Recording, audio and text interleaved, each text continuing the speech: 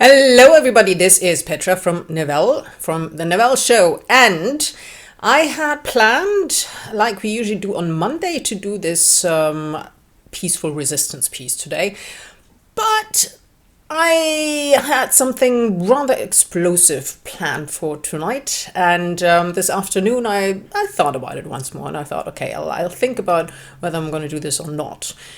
For once, it may upset some people, although it may also help some people, but it's also not very easy to use, so I'm not sure if it's really the right thing for the public.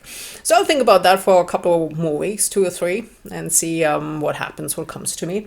And so instead, I thought we could do something that I saw today again, because this is really, Nevelle is really about win-win situations between humans and the environment, right?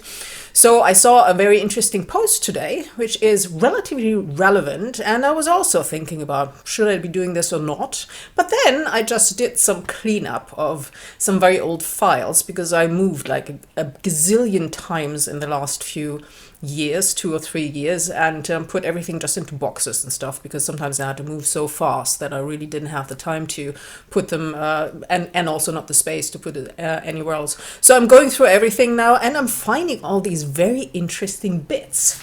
And one of the bits I found is this. And I'm going to show this. I'm going to have to edit this a little bit. That's why I may be a little bit late tonight uploading this. But what is interesting about this, it is exactly about the bit that I thought, okay, am I going to do this or not? So I'm seeing this as a sign. So if you take a look at this, and I'm going to put this onto the screen and edit this a little bit so I can put it onto the screen for you. This is an event in 2002 about 3D printing, believe it or not. And take a look who the moderator is, Finn Nevelle. Does that ring a bell? Nevelle is the name of the company, Nevelle Limited. The brand is Nevelle.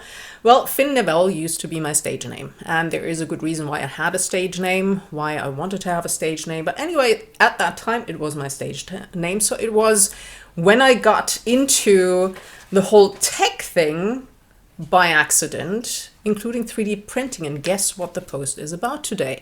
It is about 3D printing, because I just saw this on LinkedIn. And just for the people who are concerned that I may be using material that is copyrighted, that is right, it is copyrighted, but YouTube is a very interesting platform nowadays.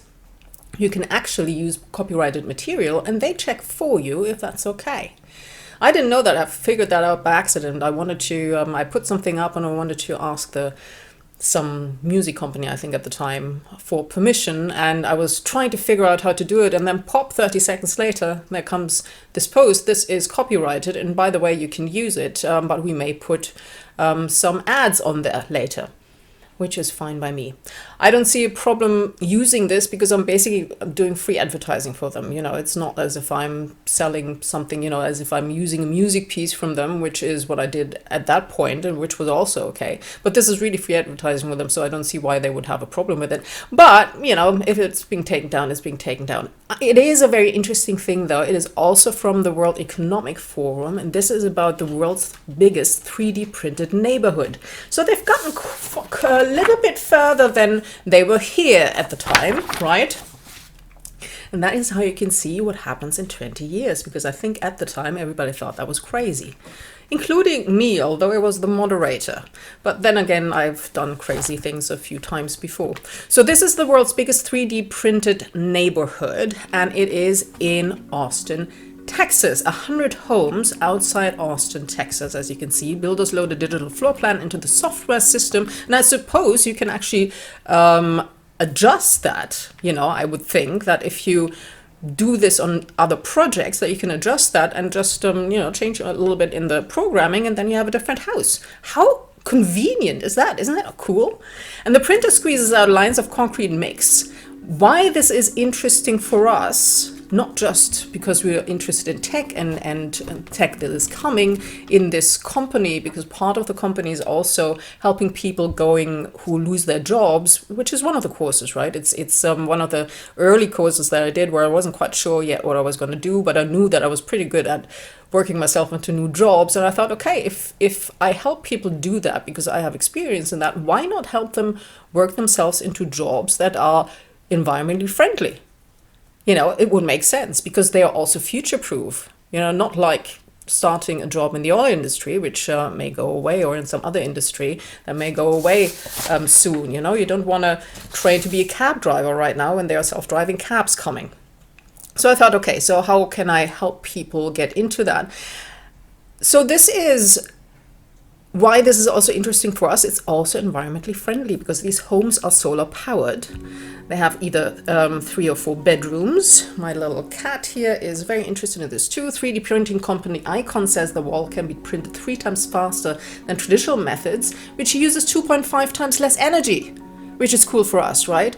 And which is also cool at 30% of the cost, which is a win-win. The homes will go on sale in 2023 already. The global 3D printing construction market is booming. Apparently, it was in 2019 only 3 million, and it is now a projected 1.6 billion in, I think this was 2024. Let me just go back a little bit. In 2024. The interesting bit is I tried to sell this, or not sell this, because I'm not getting anything from this, but I tried to tell local developers about this just recently, and they were so totally not interested. I said, oh, well, this is not what we've done before. This is kind of the wrong thinking, not only in terms of change management when the change is coming faster and faster, but also in terms of environmental change. I mean, I'm in a very, very small, they call themselves a city where I'm living right now, but it's very, very small. It's like, a street in London, basically, and that is called a city here. And they have the ambitious goal to be carbon neutral in 2035. It's a tiny town, 2035. There are big cities, metropolises that are carbon neutral like 2 years ago already, right? And you'd think that is a very, very traditional town, with a lot of right-wing people in it. I don't know about the right-wing people, but 30% of them are apparently from the Green Party. And I think it's an ambitious goal to do this in 2035. So, there are some pockets maybe in society that are a little bit change resistant, where the real change, people are about at the back of the spectrum of everybody else. And this could be really interesting because there was a scandal a while ago, and I'll talk to you about this at the end of this video. Let me just go through this, where this could actually be really important. So a company called 14 Trees printed 52 homes in Kilifi in Kenya, creating the walls of each home in just 12 hours. 14 trees is the number of trees saved per home, not by firing bricks, also good for us, while I can also build these 3D homes to help tackle homelessness. A robot called Vulcan built 6 homes in 2 days for a community in Austin that houses formerly homeless people. And how else can we build housing for growing communities? Well, this is a good thing, isn't it? Because the world population is growing, and if we have better environmentally friendly homes, that can just be a good thing. And what I was talking about is there was this Adler group, and this is public knowledge, so this is not something that I'm just pulling from somewhere. There was a documentary, where I shouldn't, there was a documentary on, I think, ZDF or ARD or ZDF, which are the public TV channels here in Germany. And it is a group that basically screwed everybody over. It was a property group that screwed everybody over, and including all the workers and stuff who worked on these projects. And they've got huge areas of property that they were supposed to be building stuff on, including social houses, and they never did. So how about somebody who does 3D printing comes in and does that? Saving all these trees, saving all that energy, making it energy efficient, put solar panels on the roof. And that could be the example that people around here who are very traditional and don't believe in anything would need to see, hey, this works. Because once they see that something works, they are very competitive. So they are going to want to have the newest technology as well. But they don't believe anything works until somebody else comes in. So this is kind of the Elon Musk effect that are hoping for, that if somebody takes over these properties and does 3D printing on them, and all of a sudden everybody else sees this too, and then society changes and changes to a more environmental model. So that is the hope. So this is it for today. I'm going to have to edit this now to get this online in about 17, 18 minutes. I hope I can get this done if it uploads that fast. So live strong and prosper.